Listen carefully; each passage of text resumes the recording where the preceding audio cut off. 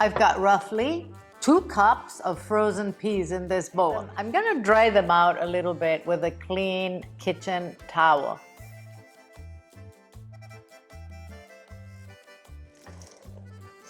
This is gonna help us have crispier peas.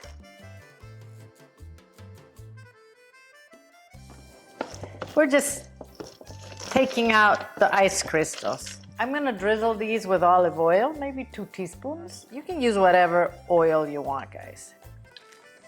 I'm going to season them with sea salt. You can use whatever salt you want. If you want, it could be just salt. You don't have to add other stuff.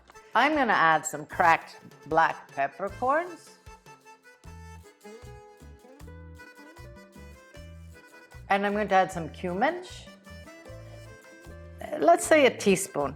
And I'm gonna add some paprika, and this one's smoked, half a teaspoon. I'm gonna wash my hands and we're going to coat all this.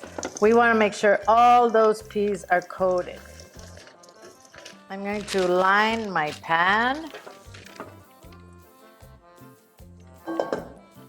And we're going to spread these out in a single layer.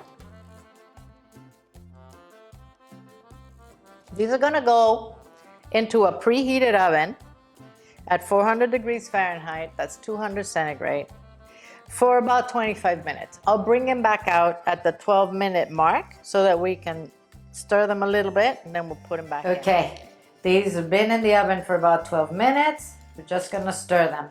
Guys, these are gonna go back in the oven for another 12, 13 minutes. I don't know, I'm gonna be tasting them, but I'm also gonna be very careful that they don't burn, especially the last few minutes, okay? We want them crispy, but we don't want them to burn. Okay guys, these took about 30 minutes in my oven.